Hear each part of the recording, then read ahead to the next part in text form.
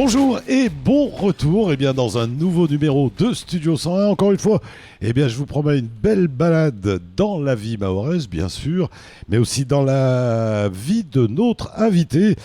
Notre invité n'est autre que Fred Neviadowski. J'espère que je n'ai pas dit trop de bêtises. Il est né le 22 août 1960 à Tours. Fred, bonjour.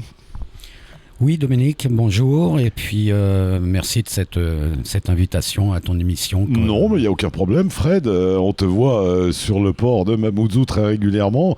On sait que tu es un homme de mer, et c'est un petit peu ce qui m'intéresse avec toi. Tu es né donc le 22 août 1960 à Tours. C'est quoi les premières années de Fred du côté de Tours, quand il était tout enfant? Qu'est-ce qu'il faisait? Ça remonte à quelques années. Ouais. À Tours, centre de la France, sur les bords de la Loire. Donc c'était mon enfance, on l'a passé dans les campagnes, sur le bord des rivières, à la pêche déjà, tout petit. Proche de la nature en fait. Proche de la nature, toujours. Et puis avec la Loire à côté, c'est une belle nature. C'est une belle nature, surtout quand tu la remontes, tu arrives directement à Saint-Nazaire et tu es dans l'océan. Et ouais. Alors, on démarre à mon avis, j'imagine rapidement l'école, bien sûr. L'école, oui, comme tout le monde. L'école maternelle, etc. Toujours à Tours, bien sûr. Ah non, Tours jusqu'à l'âge de 12 ans. Ouais. Et après, vu la situation de mon père, on est allé dans le sud, on est allé dans le Pays Basque, on est allé sur l'Afrique, on est revenu en métropole. Et vie de voyage. On a voyagé, oui, dans la jeunesse. Mais qu'est-ce qu'ils faisaient, papa et maman d'ailleurs? Mon papa travaillait pour Creusot-Loire et notamment pour les chantiers moulins du Togo, d'où notre départ en Afrique. Et autrement, ma maman a été fonctionnaire jusqu'à 15 ans fonctionnaire et après elle a pris sa retraite. On est 4 enfants. D'accord. Voilà. Donc les années passent, les voyages passent. Sur tous ces voyages, lequel t'a marqué le plus? J'ai été très marqué à Dakar. Voilà. Oh, beau pays, Dakar. Voilà. En tout cas, le Sénégal, beau pays. Oui, très beau pays, population très sympa, vivant. C'était une très très belle expérience. Avec une Casamance très verte et un joli fleuve. Magnifique. Ah. Voilà. Donc beaucoup de voyages. Alors, d'abord j'ai passé mon bac à 20 ans. Ouais. Après, je suis rentré dans l'armée française, dans la marine nationale. D'accord. Et là, j'ai complété mes voyages à travers le monde. Donc, tu as continué à voyager. J'ai continué à voyager. Voilà. Fred, donc... on s'engage donc dans la marine nationale. C'est ce qui t'a amené à la mer ou la mer t'est venue plus tôt? Non, j'ai toujours été très proche de la mer. On allait, toutes les vacances, on les passait du côté de Cap-Ferret, au bassin d'Arcachon. Après, on a habité Biarritz. J'ai appris à faire du surf. Non, j'ai toujours été à côté de la mer. Et alors, pourquoi cette attirance? C'est justement parce que tu étais tout le temps à côté? Non, je dirais, même aujourd'hui, c'est un amour.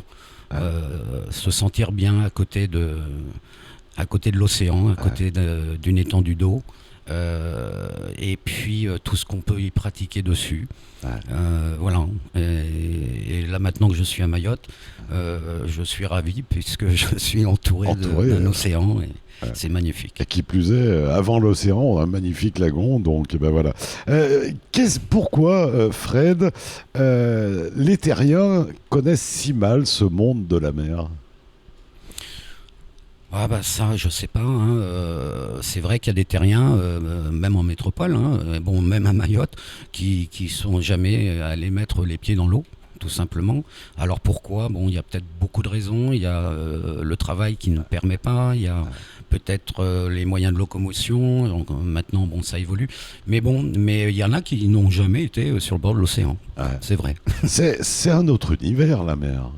Oui, c'est un univers avec un monde connu, mais aussi un monde sous-marin qui n'est pas connu encore.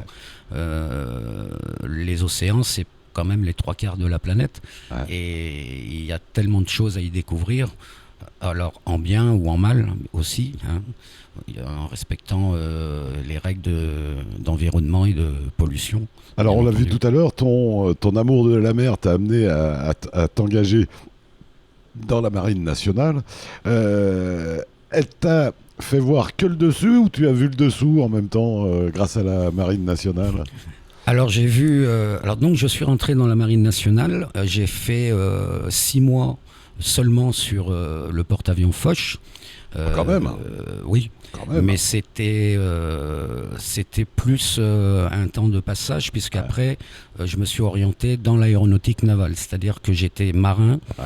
dans les airs. Ah ouais. Voilà. Donc Ah ouais. j'ai fait pratiquement 23 ans au-dessus de l'océan. Ouais.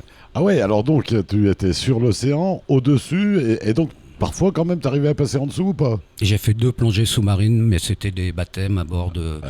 d'anciens sous-marins à Cherbourg, Ouais. et un exercice de plongée obligatoire. Et voilà. Mhm. Donc les années passent, la marine nationale, elle t'emmène où? Pendant mon parcours, Pareil dans tous les océans ou non, j'ai pas fait tous les océans. Il y en a un que je n'ai pas fait, c'est l'Antarctique, Ouais. que j'aimerais connaître un jour, je l'espère. J'ai fait le Pacifique, j'ai fait l'océan Indien, beaucoup l'océan Indien, la Méditerranée, la mer Rouge, la mer Noire. J'ai fait les côtes baltiques. Voilà à peu près l'éventail. Ouais. Alors donc, tu étais sur quel type de bâtiment? Puisque donc tu me dis ciel, mer, je me dis c'est les porte-avions, c'est quoi? Alors j'ai fait porte-avions, hein, j'ai fait même, j'ai participé à la mise en place des Rafales sur le Charles de Gaulle. Bon, bon. À cette époque-là, j'étais à Lambyway, en Bretagne. Autrement, j'étais sur les brigades atlantiques, les brigades d'assaut, c'est les gros patrouilleurs maritimes, avec une capacité maximum de 16 heures de vol, de patrouille au-dessus de l'océan, de recherche. Ça peut être, à l'époque, c'était les recherches des sous-marins. Voilà, donc, Ouais, alors donc toi tu es un terrien qui part sur la mer pour s'envoler. voilà. T'as pas trouvé plus compliqué, mon Fred? Non. Et alors ces océans, ils sont plus beaux depuis le bateau ou depuis l'avion? Ah, je dirais quand même qu'ils sont très jolis depuis l'avion, Ouais. mais plus on y est près et mieux on s'y sent. Ouais. Donc sur le bateau, c'est pas pareil, on apprécie différemment. Et ouais. Et, les années passent, bien sûr. Comment tu arrives à Mayotte? Mayotte. Quelle aventure jusqu'à Mayotte? Alors c'est tout simple, ça a été un peu le hasard, mais enfin il y avait déjà cette envie de vouloir partir sur un autre pays, un autre continent, de continuer ma vie et de voir et vivre d'autres choses. Et puis j'étais en mission à N'Djamena à cette époque-là. Mon ex était en recherche d'emploi dans le domaine de la communication. Elle était infographiste et elle avait trouvé par hasard sur Internet un poste dans une société très connue. Elle a pris contact et puis ma foi, ça avait l'air de bien se passer. Donc elle m'a informé. Et puis moi, je lui ai dit, mais Mayotte, je connais, puisque je sais que je suis passé en tous les cas au-dessus, mais j'étais persuadé d'être déjà venu à Mayotte. Puisque nous, dans mes états de service, on était souvent à Moroni. J'ai fait beaucoup de fois à Moroni en coopération militaire. Et donc, je lui ai dit, bah, écoute, va, moi je rentre dans 15 jours, je pose des congés et je te rejoins. Et ça, c'était fin novembre 2003. Voilà. Et je suis venu. J'ai passé le premier de l'an ici. Je suis reparti le 10 janvier 2004. Et elle est restée ici, moi je suis retourné là-bas, j'avais 24 ans et demi de service. Entre-temps ici j'avais rencontré le commandant du port, j'avais rencontré des personnes qu'on m'avait dit d'aller donner le bonjour. Et il s'est avéré que on m'a proposé un poste au port de Longoni comme officier de port second. J'ai réfléchi, j'ai fait la part des choses. Je passe les détails. Je suis arrivé ici en mars 2004 et j'ai attaqué mon poste d'officier de port au 1er avril 2004. Alors donc, tu nous as dit tout à l'heure que tu as fait quasiment tous les océans de la planète. Ça, c'est dans les 20 dernières années, on peut dire. Oui. Grosso modo. Ouais. Alors, justement, toi qui as vu tous les océans de la planète, ils sont comment ces océans? Pollués, pas pollués? Qu'est-ce qui se passe? Ils sont très pollués. Ouais. Voilà, très pollués. Je crois que tous les océans que j'ai faits, on a suivi des nappes de produits pétroliers. On a suivi, d'ailleurs, même plastique. dans notre mission, on était en repérage sur les bateaux, ce qu'on appelle le dégazage. Ouais. Et on en a attrapé quand même quelques-uns. Hein. Ouais. Mais des déchets, ouais, des sacs qui traînent par-ci, par-là. C'est incroyable. Qu'est-ce qui s'est passé en 50 ans pour que ça devienne comme ça? C'est notre consommation? Je pense pas que ce soit notre consommation, car bon, bien sûr, la consommation elle augmente, mais c'est peut-être le je m'en foutiste, et on se rend pas compte des dégâts qu'on est en train de faire sur la planète par ce travers de déchets. Et puis il y a aussi le coût que représentent des services de ramassage, Le traitement, le tout ça, traitement. Il y a plusieurs raisons, mais en tous les cas, c'est une erreur humaine. Ouais, Voilà. c'est une erreur de l'homme. C'est une erreur de l'homme. Ouais. Alors déjà qu'il a du mal à prendre conscience de ce qui se passe sur la planète et sur la Terre, alors j'imagine encore moins dans les océans. Voilà. Voilà, c'est l'océan, voilà, on s'en fout. Bon, il y a eu des mesures qui ont vu le jour quand même depuis quelques années.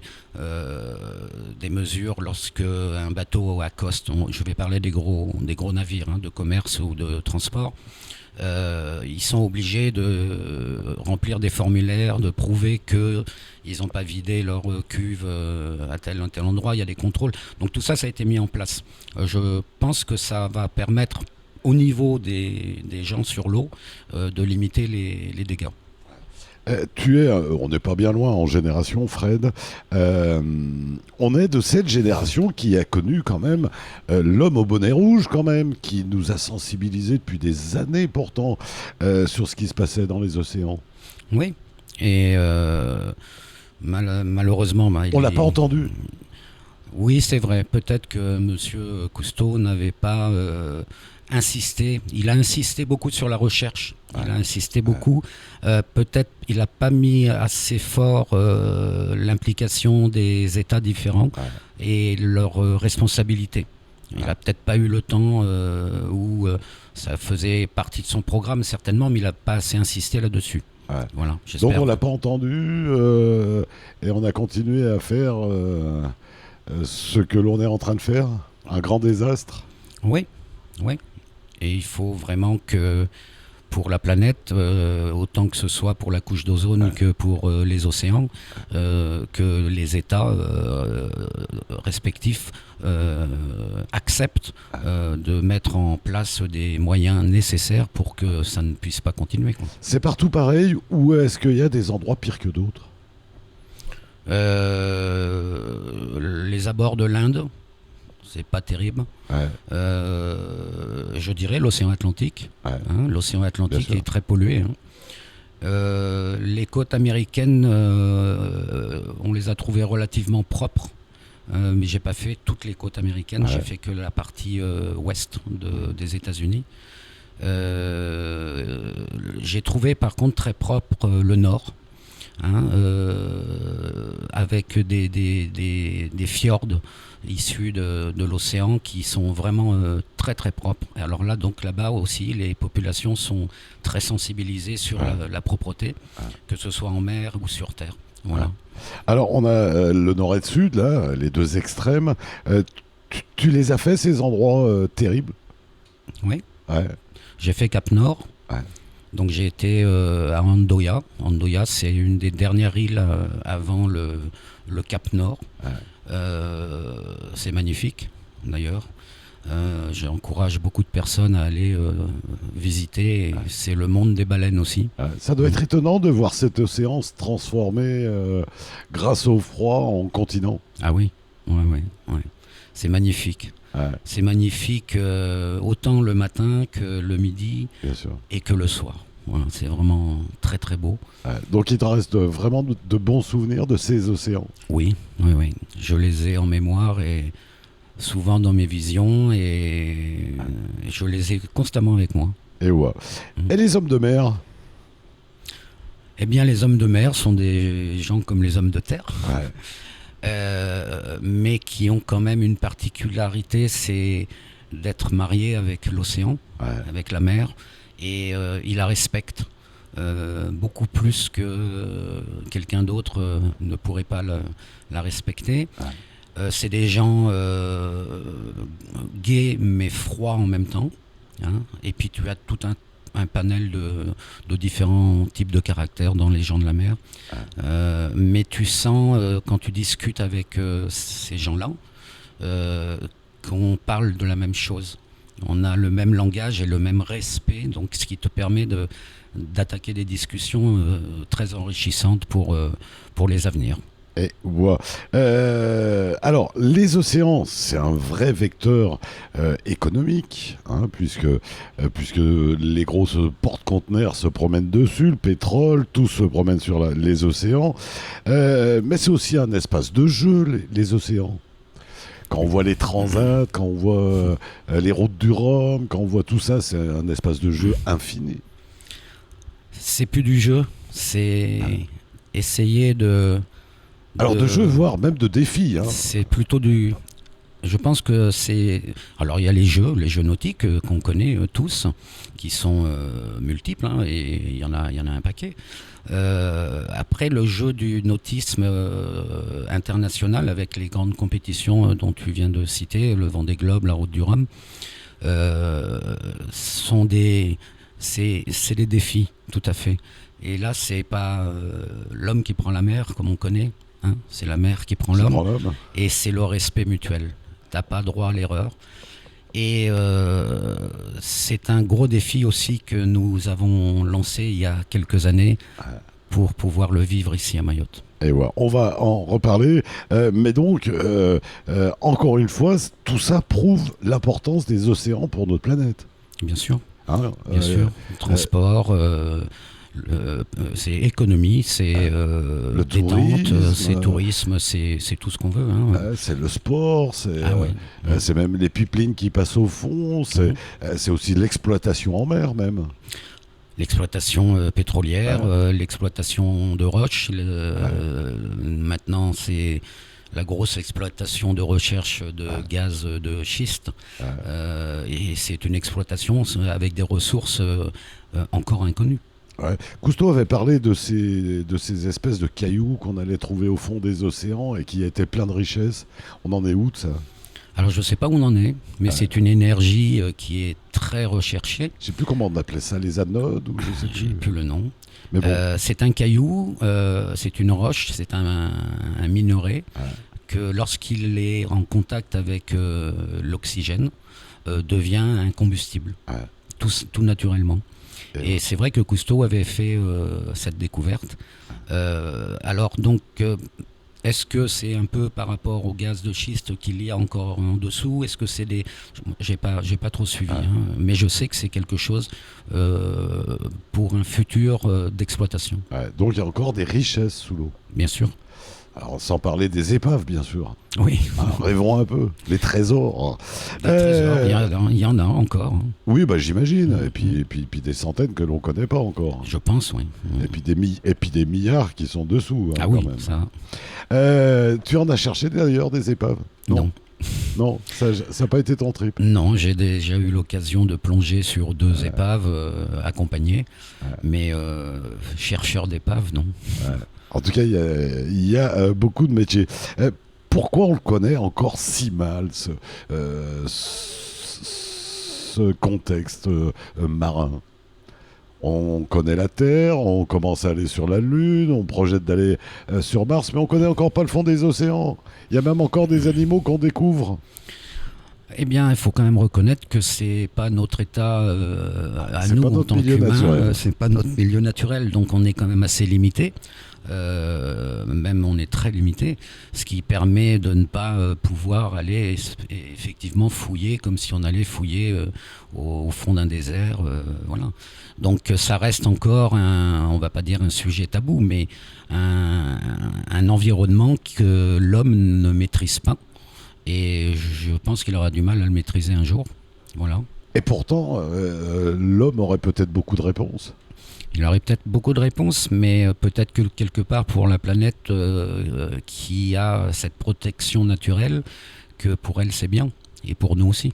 Tu vois ce que je veux dire? Parce que actuellement, on trouve des médicaments dans la forêt vierge, mais je reste persuadé que sous les océans, on a encore plein de réponses, peut-être à des maux terrestres. Ah bah, il y a déjà des médicaments, hein. Il y a des médicaments à base d'algues qui sont d'ailleurs très, très prisés. Il y a quelques poissons qui ont un venin qui est... Des vertus. Oui, oui. Voilà. Maintenant, bon, c'est vrai que c'est plus limité que les médicaments terrestres. Un jeune qui te dirait, Fred, je voudrais embrasser les métiers de la mer, tu l'encourages. Ah oui, je l'encourage à venir me voir, à venir nous voir. Oui, bien sûr. C'est un lieu où on peut s'épanouir les océans. C'est un lieu où tu peux y trouver ta vie, avec autant ta vie professionnelle que ta vie de décontraction, de loisirs, de plaisir. Voilà. Donc c'est un environnement qui permet à l'homme d'avoir toute une richesse de possibilités devant lui. Souvent, on dit que les hommes de mer sont un peu sauvages. C'est vrai ou pas? Il y a des hommes de mer qui sont sauvages, oui. Est-ce que c'est pas des gens qui voudraient justement préserver tout ça? Certainement, peut-être, hein, peut-être. Mais comme je t'ai dit, la mer, c'est aussi à apprendre à se respecter soi-même et à respecter autant les autres que son état de travail. Donc c'est vrai que tu trouves des gens de la mer avec une froideur, mais c'est une froideur extérieure, c'est pas la froideur du cœur. Est-ce que tu as eu vraiment peur sur Oui. un des océans que tu as passé? Est-ce qu'il y a eu une mauvaise expérience? Mauvaise expérience, j'en ai vécu une à bord de mon voilier. J'ai un voilier à Toulon. Enfin, je l'ai cédé. On revenait de Corse. J'étais avec ma compagne. Et on a été pris dans des vents de type Mistral violents qui ont monté très rapidement. Et j'ai eu un peu peur parce que ma compagne n'était pas encore assez expérimentée. Et on a plusieurs fois embarqué beaucoup d'eau. Je me suis posé des questions, oui. Ouais. Mais je dirais que c'était pas notre jour. Voilà. Il faut être doublement vigilant. C'est un élément naturel comme la montagne, comme ce genre de choses. Oui, Comme peut l'être un désert ou... oui. Autant au désert, il faut être vigilant, en montagne aussi, que sur l'eau, c'est pareil, hein. Il faut faire très attention, très très attention. Allez, notre invité aujourd'hui n'est autre que Fred, tout simplement. Avec lui, on parle des océans et de la mer. Juste après un petit détour du côté de la pub, on reviendra plus précisément à Mayotte. À tout de suite.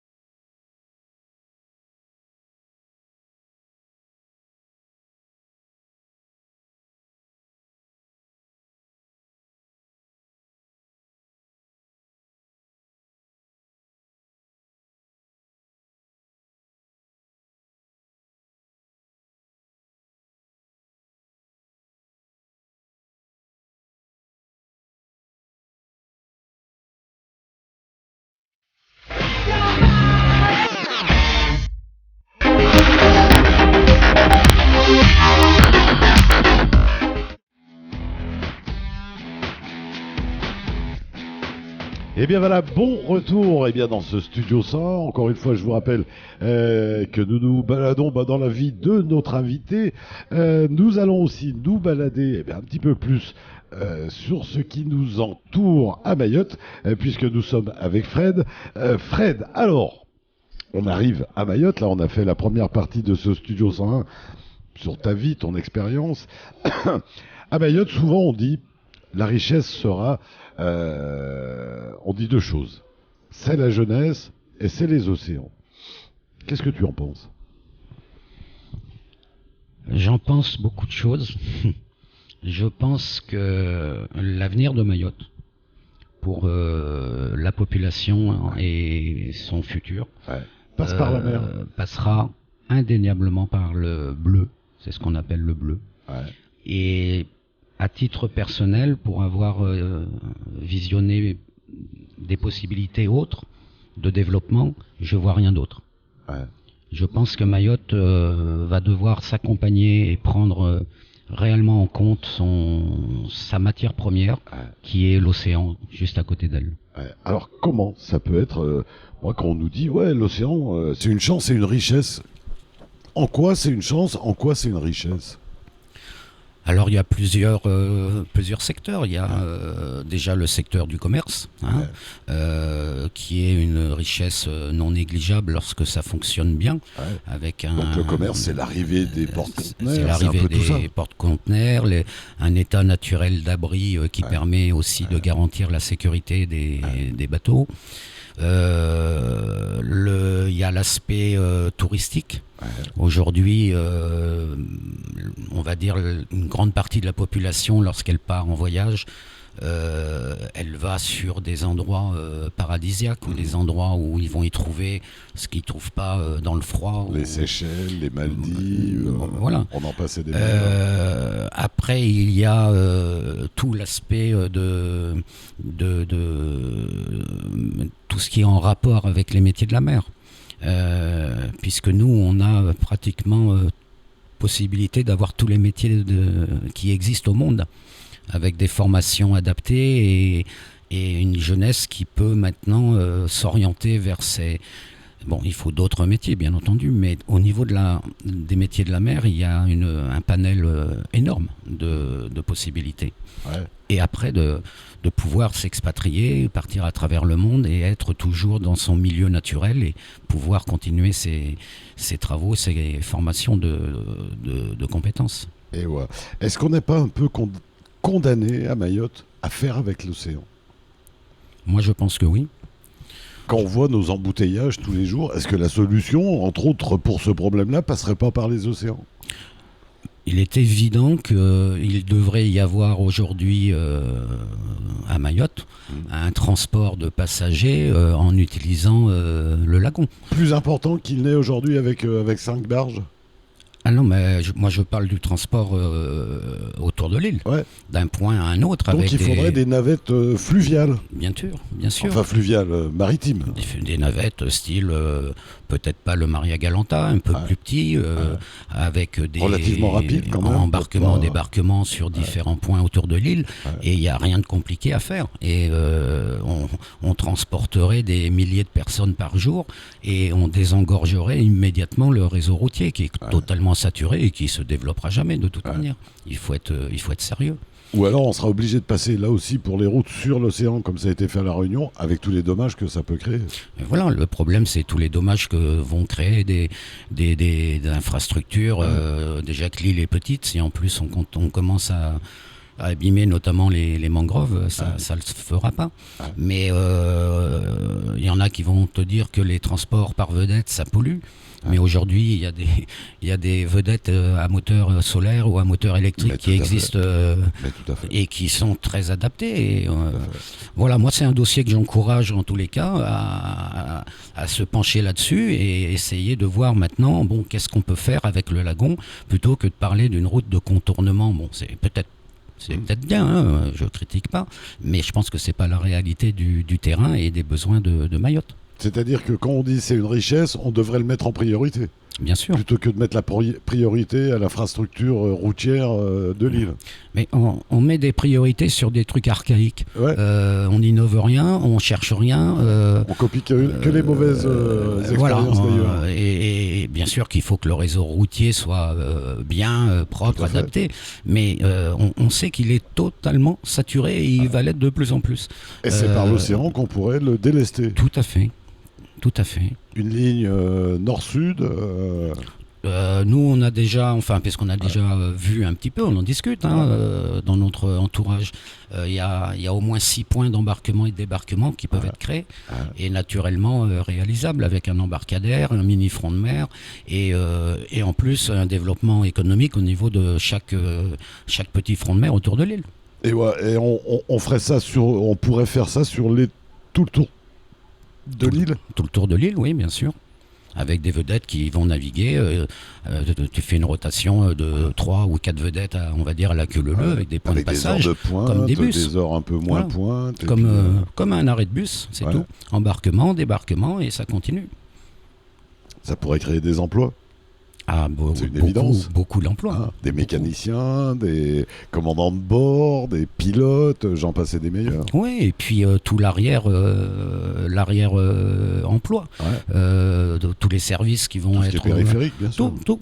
Voilà, c'est ça c'est un développement compréhensible et réel. Ouais. C'est pas imaginaire. Après, il y a la région, et souvent je me dis, et tu le sais parce qu'on en parle souvent en plus, quand on voit arriver ces magnifiques paquebots à Mayotte, on se dit, mais dans ce bel archipel des Comores, quelle belle zone de jeu quand même.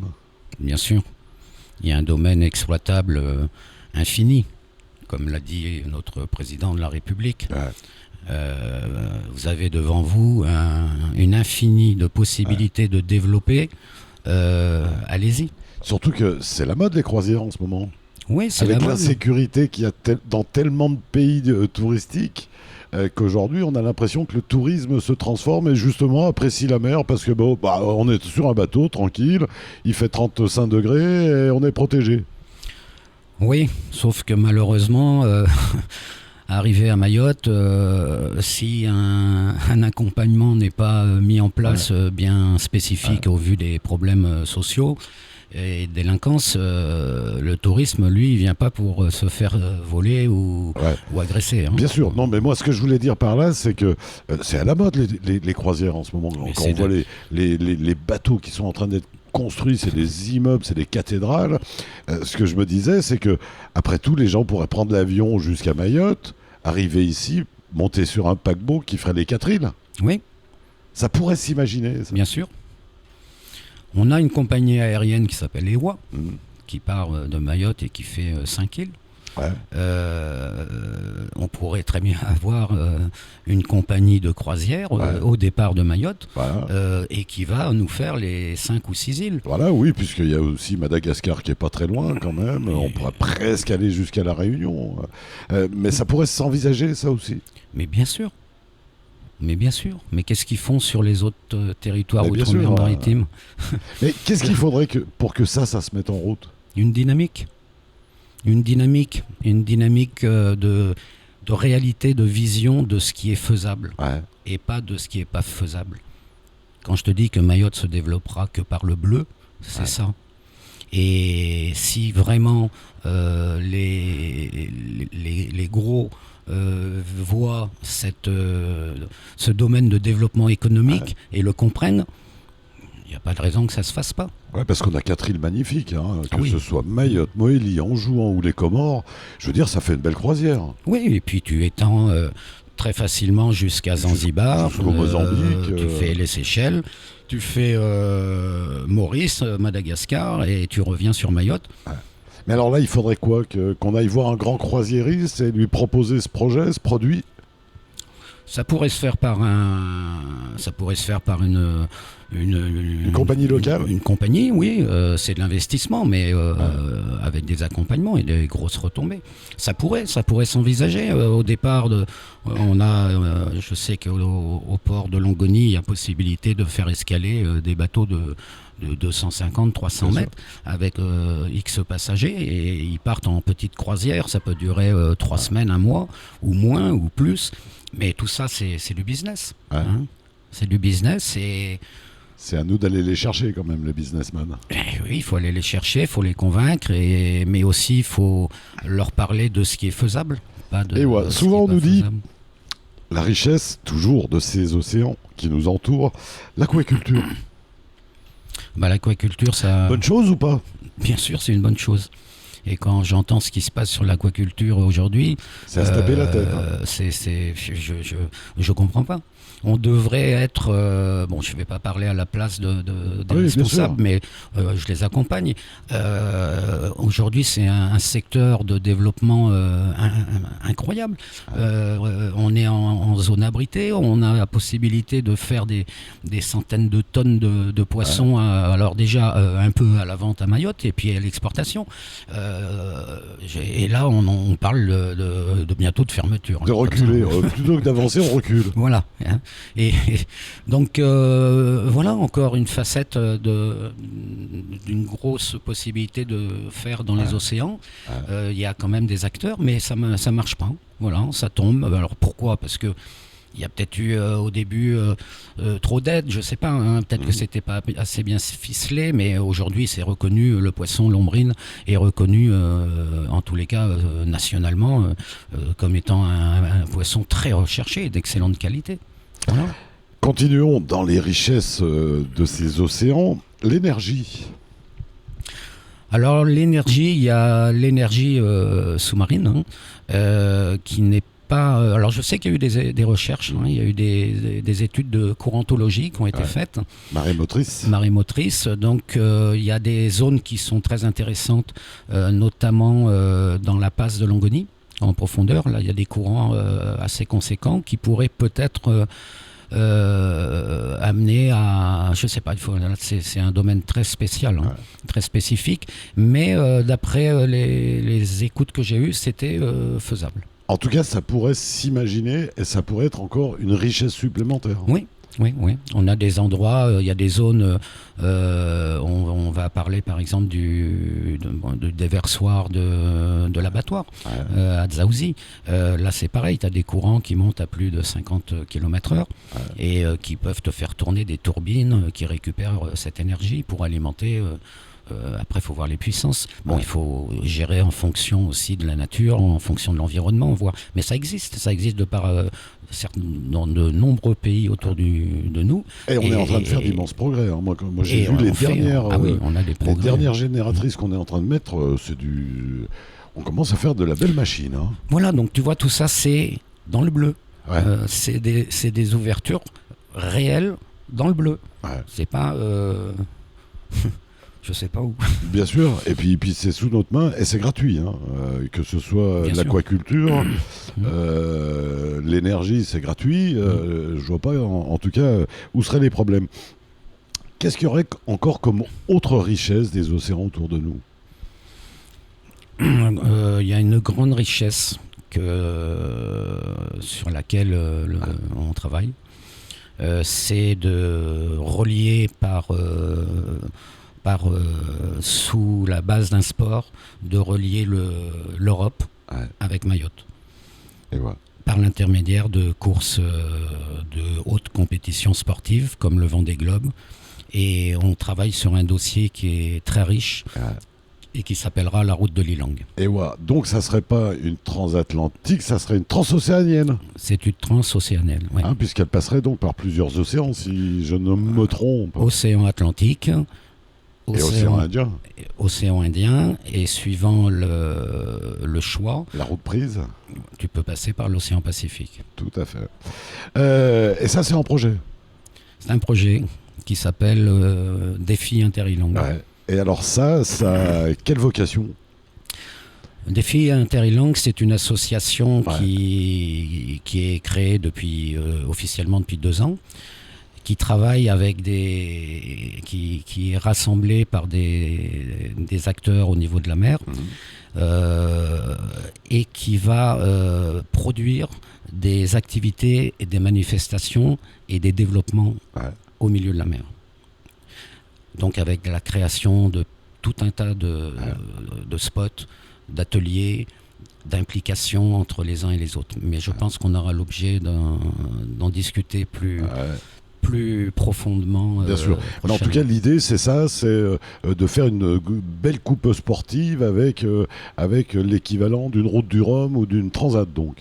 C'est exactement ça. Et quand on voit les coups télé, on se dit, oula, quand on voit toutes les images du Vendée Globe ou de ce genre de manifestation, on se dit que c'est un vrai coup financier. Pour te donner un ordre de chiffres, puisque nous, on a fait un peu du copier-coller sur le Vendée Globe, sur la route du Rhum, le Jacques Vabre Café. Il n'y avait rien d'autre à faire que ça. Avec leur accompagnement et bien entendu autorisation. Aujourd'hui, le Vendée Globe, c'est plus de 80 millions de chiffres, avec des retombées directes de plus de 40 millions pour notamment la Vendée. Dérivés, pour la Martinique, c'est à peu près les mêmes chiffres lors de l'arrivée ou d'un départ. Aujourd'hui, on va dire ces îles, pour ne citer que la Martinique, elle a besoin toujours de finances, mais ces apports financiers qu'elle a tous les 2 ou 4 ans, ils comptent dessus. Bien sûr. Bien sûr. Plus les créations d'emplois qu'il y a autour, plus le développement économique, et le vecteur com, le vecteur de communication. Mais c'est donc voilà, défi Interilang, ça va être ça. On va l'expliquer un petit peu plus en méthodologie dans très peu de temps. On attend le passage du ministre. Et après, on va communiquer dessus et avec surtout la méthodologie qui va être mise en place. On peut y croire à cette opération. Elle est lancée, elle est maintenant reconnue officielle et elle a été reconnue projet valable par la Commission européenne.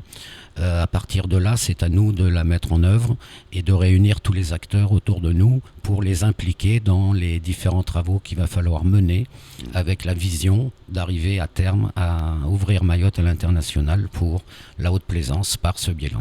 Et j'imagine que ces Formule 1 des océans viendront ici titiller les traditions locales, comme ça s'est fait aux Antilles. C'est depuis que les transats arrivent aux Antilles qu'on a remis les yoles, ce genre de choses, les vieux gréements locaux.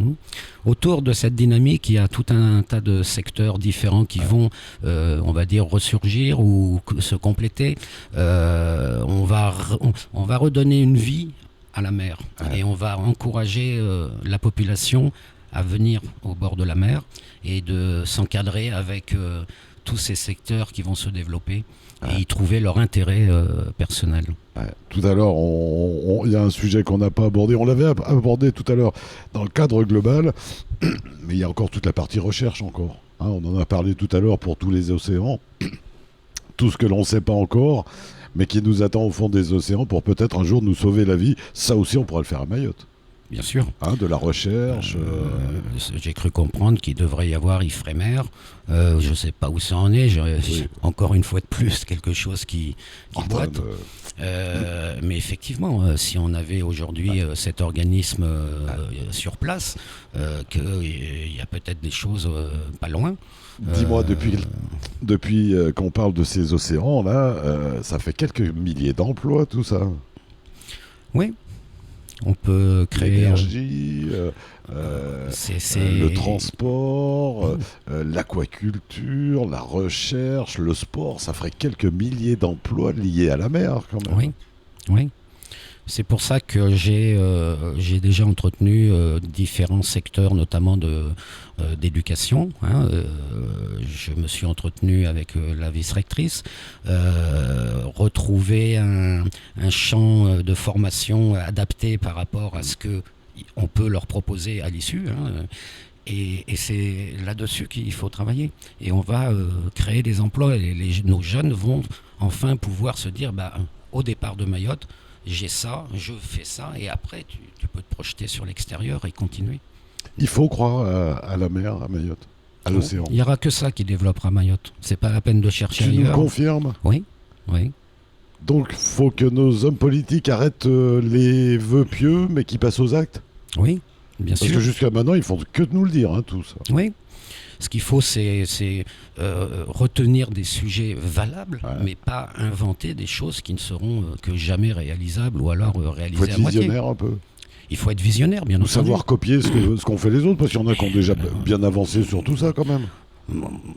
Si tu es allé en Martinique, regarde la Martinique au niveau de l'océan, ce que cette richesse lui rapporte. Ouais. Hein, tourisme, sport, école, loisirs, jeux, pêche, tout. Moi, j'invente rien, j'invente ce qui existe et ce qui est vrai. Donc, c'est pas la peine de demander des sommes astronomiques pour construire je sais pas quoi.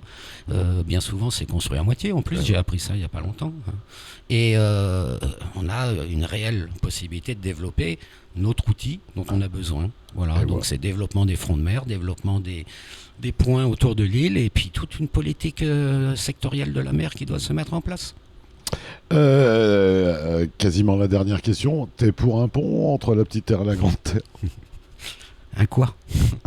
D'accord. Non, non, je comprends que effectivement, c'est facile. La facilité voudrait que. Voilà. Bon, maintenant, il y a tout un tas d'aspects, les aspects environnement, les aspects, les contraintes, mais l'impact, ce que ça va représenter. Bon, personnellement, je serais plus pour optimiser nos services actuels. STM, bien sûr. STM et bien entendu les optimiser. Les fluidifier. Avec peut-être d'autres points d'embarquement. Plutôt que de faire un pont. Maintenant, c'est ma façon de voir. Et aux élus de voir. Hein. De toute façon, ils ne nous demanderont pas notre avis. Et ouais. Allez, on est quasiment arrivé à la fin de cette émission, mon Fred. À qui dire merci pour ta vie en général? Je dirais merci à ma maman, à mon papa, déjà, qui sont malheureusement disparus au-dessus de moi. J'espère qu'ils me regardent. Et puis je dirais merci aussi aux gens qui m'entourent et au respect qu'on a les uns des autres. Ça m'encourage beaucoup et ça me donne encore plus de force pour donner de moi-même. Voilà. On peut y arriver à Mayotte? Bien sûr. Je suis là depuis 2004. Et on serait une belle réussite si on appliquait tout ce qu'on vient de dire bêtement. Là. Mais je crois qu'ils attendent que ça. Qu'on leur montre de quoi on est capable ici, pas de ce qui vient de là-bas. Et je pense que c'est ça. Une fois qu'on aura montré réellement ce qu'est Mayotte, les Mahorais et l'entourage est capable de faire, de travailler, il faut travailler. Mais une fois qu'on a réussi. On viendra du monde entier pour nous voir, pour nous visiter en tant que touristes. Déjà, défier un terrilang, je peux vous garantir que vous allez voir du monde qui vient de beaucoup d'horizons. Et ouais. Fred, ne change rien. Continue comme ça. Si un de ces jours, le défi Interilang évolue, tu n'hésites pas, tu reviens nous voir. Et puis, moi, je te remercie de m'avoir consacré une petite heure pour ce Studio 101. Ça a été avec plaisir. Et puis, le thème était effectivement très intéressant, que je ne connaissais pas 2 heures avant. C'est ça, mais c'est la raison de cette émission. On dit rien, on dit rien. Ça fait 2 fois que vous me faites le coup. La dernière fois, c'était les rendez-vous de l'info. Allez, on se retrouve dans tout juste une semaine pour un autre Studio 101, bien évidemment, une autre balade dans la vie d'un invité et une autre balade dans la vie mahoraise. On vous embrasse bien fort, salut, à la semaine prochaine.